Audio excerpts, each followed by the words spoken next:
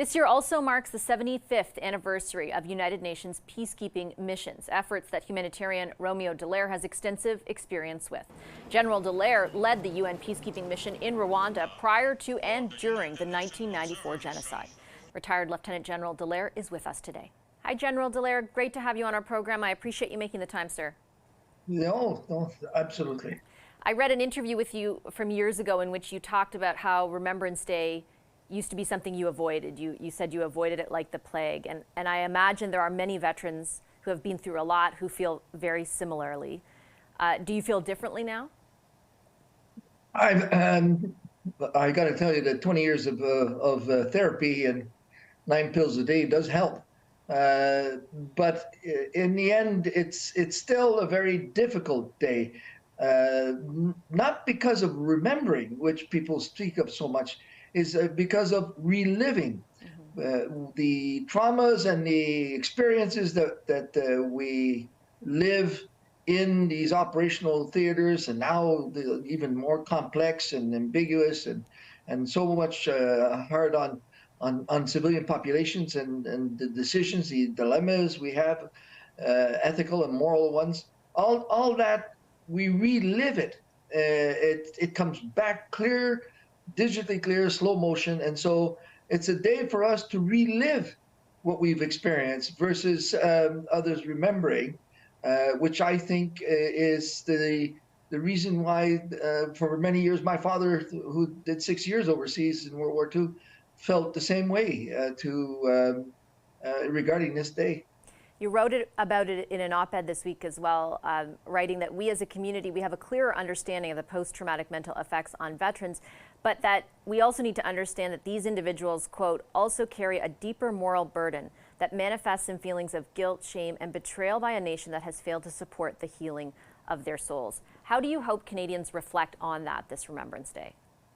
I think that is an evolving situation, and many people seem to be worried that because the presence of veterans of previous wars are disappearing, and so there's a less of an interest. And I found that in fact no, the interest is continuing, because many veterans have spoken to their grandchildren who continue to speak of the experience of their grandparents. And I believe that the youth are very much engaged in the crimes against humanity, the human rights, the abuses that go on, and that the youth are more aware of the consequences of not doing anything about it.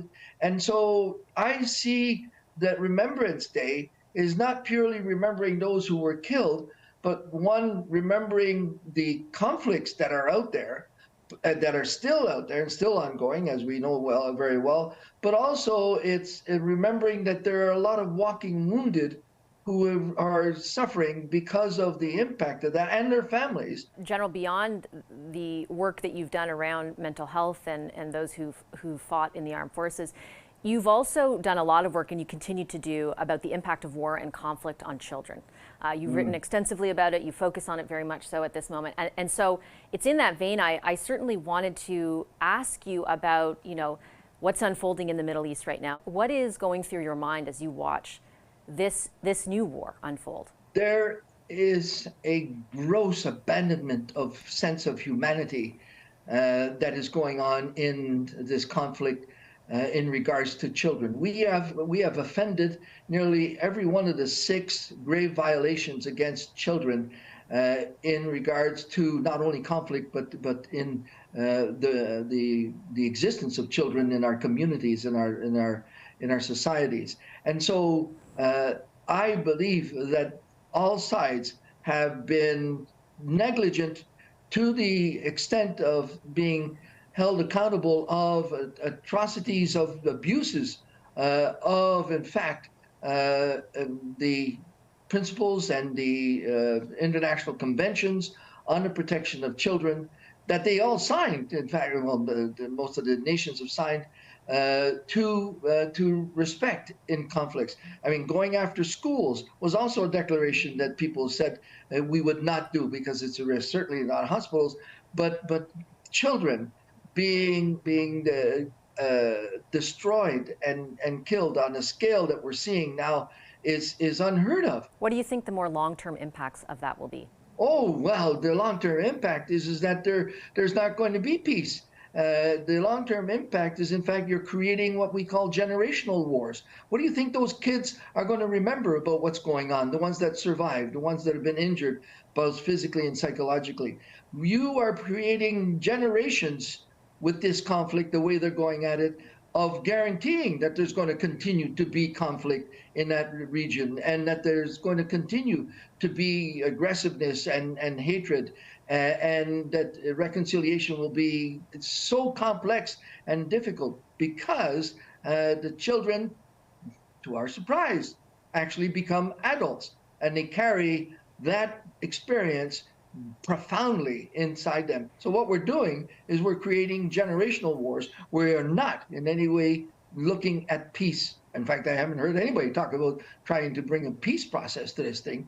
All we've heard is the continued actions on the ground, which I believe are particularly impacting children, which are guaranteeing that a difficulty of peace will be exceptionally difficult to overcome. Do you think peace, in this case, something like a two-state solution, is still possible, or do you feel, based on what you've just said, it's less possible than before?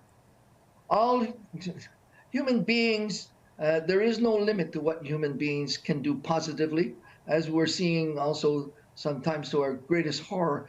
The limits, there doesn't seem to be limits on what human beings can extract and impose on other human beings. I do not in any way, shape, or form say things are impossible with human beings. That's non-starter. Mm-hmm. What I am saying is that, in fact, what we're doing right now is creating a scenario of generational wars, of generational conflict, of generational frictions that can lead to conflict. General Dallaire, I'll leave it there. I appreciate your time and your insights as always. Thank you very much, sir. No, absolutely.